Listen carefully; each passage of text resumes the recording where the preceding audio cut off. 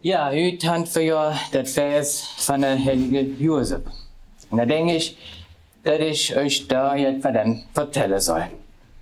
Wie die Auer Lü, ihr wird ja noch für die den Namen haben. Jupp, Jöf, Jupp, Jübke, er will auch Seef, Fiensche und Fien. Ja, dich und all, die hier sind und den Namen haben, wir haben heute Namenstag. Von hatte alles Johe, Glück und Gottes Segen. Und wir haben da gerade so überlegt, vielleicht kriegen wir viel Glück und viel Segen gesungen. Ich bin wohl nicht der, der anstimmt. Ja, bitte. Viel Glück und viel Segen auf all deinen Wegen. Gesundheit und Frohsinn, sei auch mit dabei.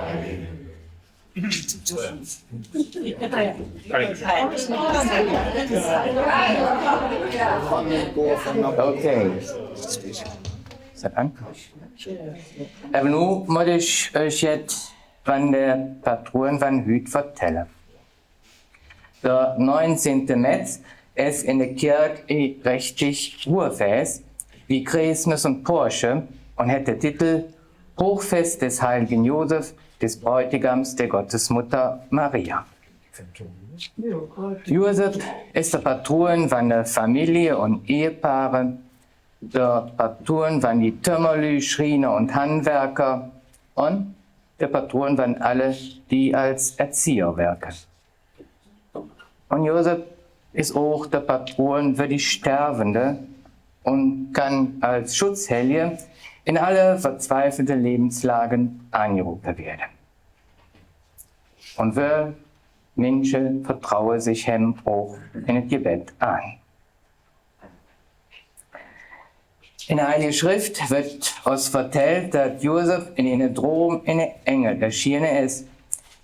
Der Engel hat ihm immer wer gesagt, was er machen soll. Denn das war alles nicht so einfach für den heiligen Josef.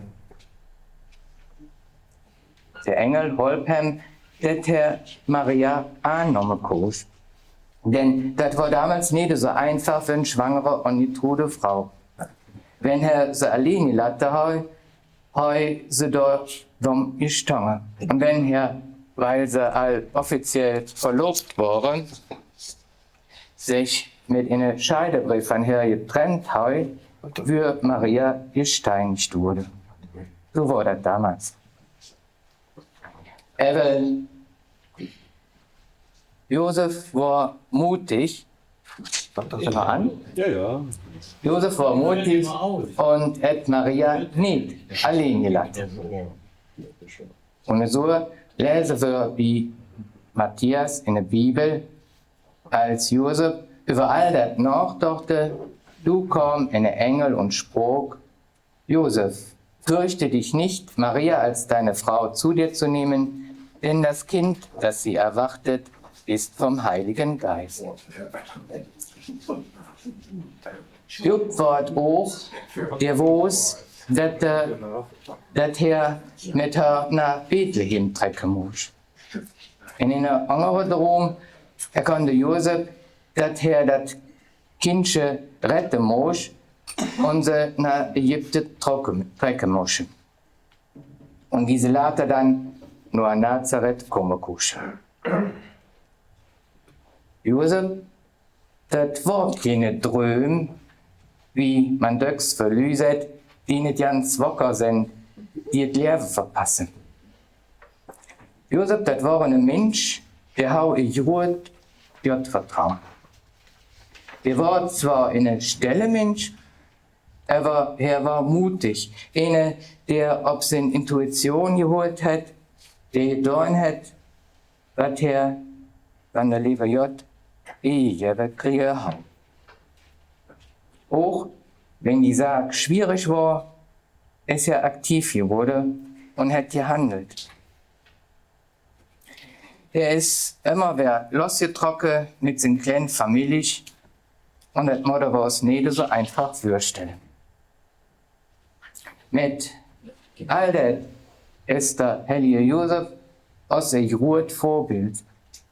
Da können wir uns heute auch ins Fragen, wo muss ich handeln? Wo muss ich ins endlich lostrecken? Oder wo kann ich andere helfen, andere beschützen? Und Josef stellt uns auch die Frage, glaub ich an die Botschaft Gottes, an all das, was in der Bibel steht? An ich vertraue auf Gott, an Begriffe wie Glaub, Gebet, Gottvertrauen, Gehorsam oder Treue für mich noch Bedeutung?